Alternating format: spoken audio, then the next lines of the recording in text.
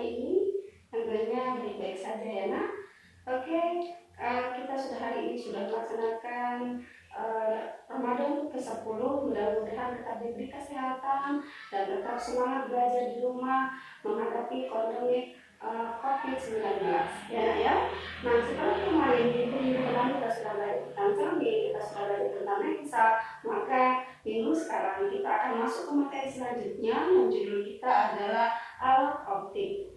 Nah, sebelumnya sudah pernah dikatakan bahwa yang namanya alat optik itu aplikasi dari lensa yang sudah kita pelajari kemarin. Nah, ketika kamu sudah belajar lensa, maka belajar alat optik ini aplikasinya. Mudah-mudahan lebih mudah kamu mencernanya, ya. Oke, kita langsung saja apa yang akan kita bahas pada kesempatan kali ini. Judul kita adalah tentang alat optik. Di alat optik ada beberapa materi yang akan kita bahas. Alat optik yang pertama itu adalah mata. Mata dibagi menjadi dua. Kita akan bahas mata normal dan gangguan pada mata. Kalau dulu kita mengenal dengan kata-kata cacat mata. Nah, di sini disebutkan bahasa lainnya itu gangguan pada mata. Setelah kita belajar mata, kemudian kita akan belajar loop. Setelah loop kita akan belajar mikroskop. Setelah mikroskop kita akan belajar teropong. Ya, nah inilah materi terakhir. Pokok bahasan terakhir di kelas 8 ini tentang alat optik.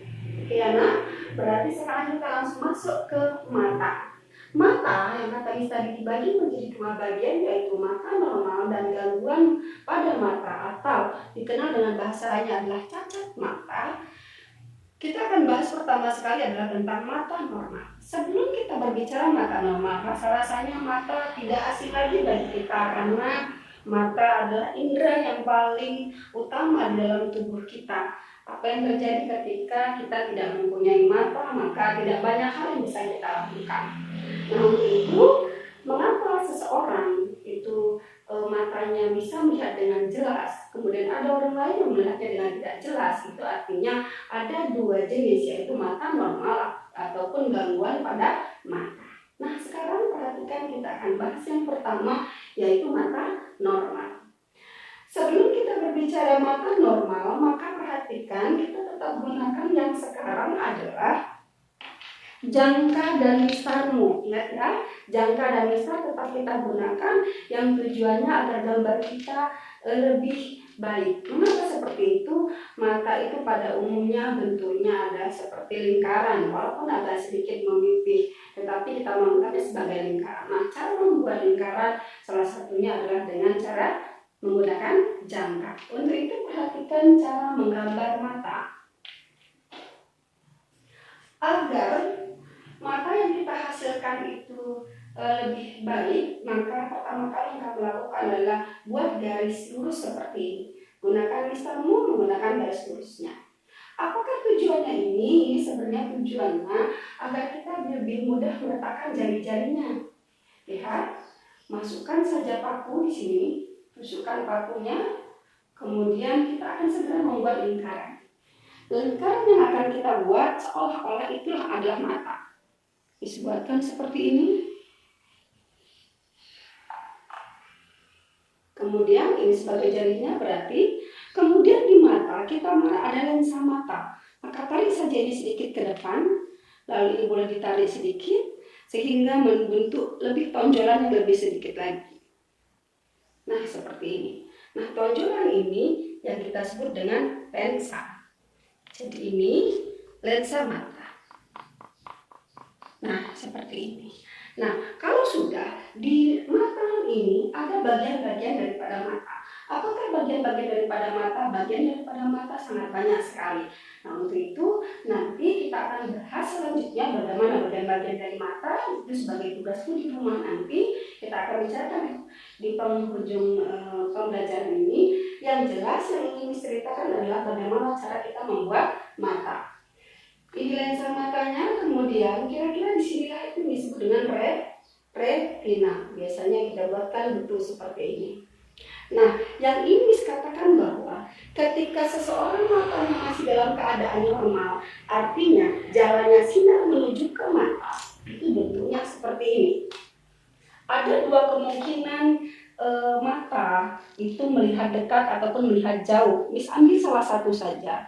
ketika ada cahaya masuk ke mata,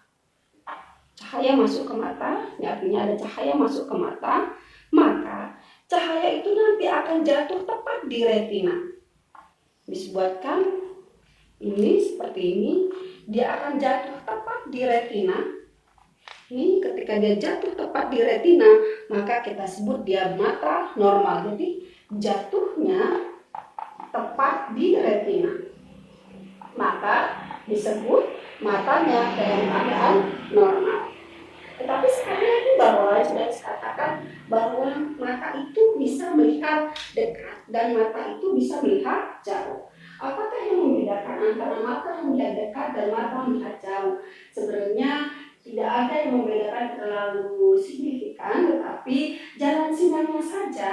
Ketika benda melihat yang dekat, maka sebenarnya jalannya sinar menuju ke mata kita bentuknya kira-kira seperti ini. Disebutkan saja ini adalah bendanya yang dekat ke mata, kemudian dia akan jatuh ke retina.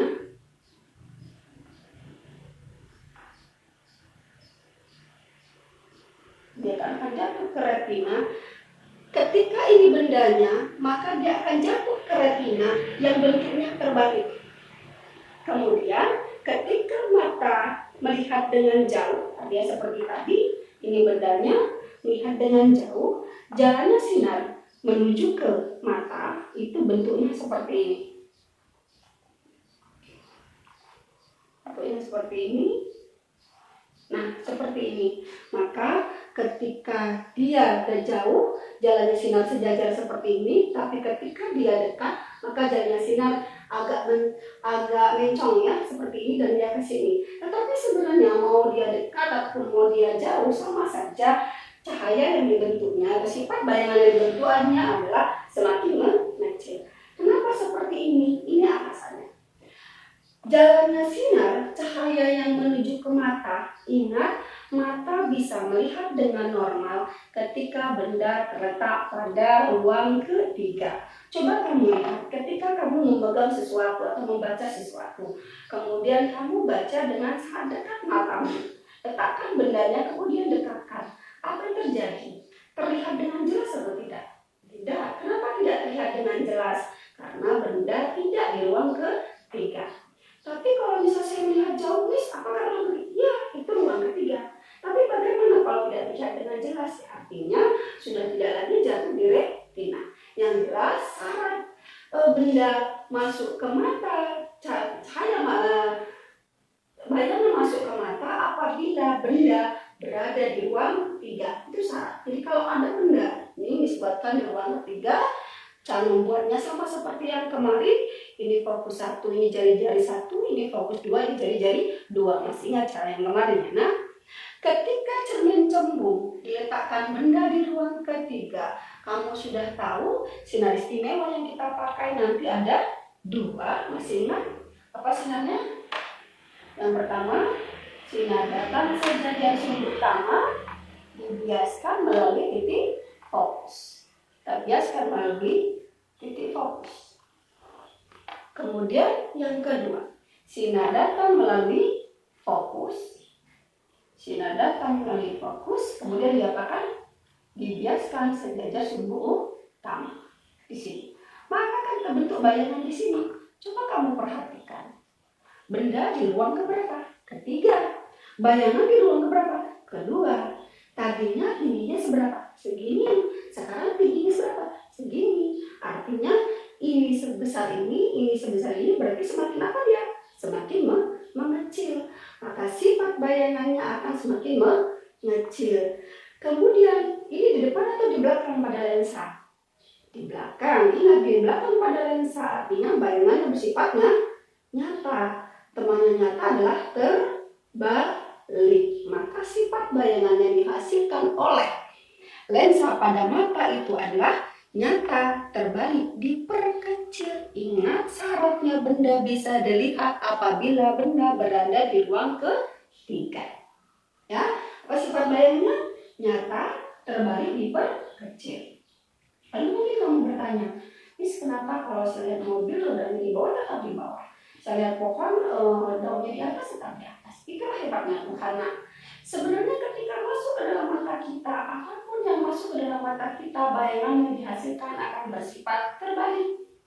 Tetapi ketika kita melihat, maka dia akan tegak kembali. Itulah hebatnya Tuhan, dia sudah membuatkan satu balik yang sempurna buat kita. Untuk itu kita wajib bersyukur. Seandainya Tuhan tidak sempurna, apa yang terjadi ketika kita melihat mobil rodanya di bawah, lalu kita lihat ternyata di atas ada orang kepalanya di atas, kita lihat ternyata kepalanya jadi di bawah. Tidak indah lagi dunia ini. Tapi karena Tuhan begitu sempurnanya, maka walaupun jalannya sinar menunjukkan sifat bayangan itu sifatnya terbalik, tapi ternyata ketika kita lihat dipantulkan kembali, maka sifatnya menjadi tegak lagi.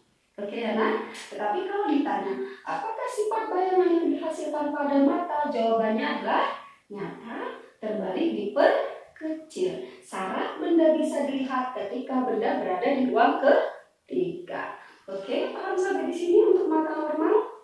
Iya. Nah, nanti ini tadi seperti yang Sumi sudah bilang, kenapa tidak dituliskan di manakah retinanya, di manakah pupilnya, di manakah lensanya, di manakah yang lain-lainnya. Itu sebagai tugas keterampilanmu. Tapi habis buatkan tugas keterampilan, artinya nanti ini akan dijadikan nilai untuk keterampilanmu. Tugasnya adalah buatlah mata beserta bagian-bagiannya. Beserta bagian-bagiannya. Lalu kamu hafal, divideokan seperti telinga kemarin ya. Jadi kamu buat gambar yang cantik, kamu buat gambar yang bagus, lalu kamu videokan apakah fungsi dari bagian-bagian tersebut. Itu sebagai nilai keterampilan buatmu. Itu alasannya kenapa tidak dituliskan di sini, biar kamu paham apakah bagian-bagian yang ada pada mata. Oke, nah, sampai di sini adakah yang harus ditanyakan? Semoga tetap semangat. Miss akhiri. Assalamualaikum warahmatullahi wabarakatuh. Dah, baru membuat cacat mata.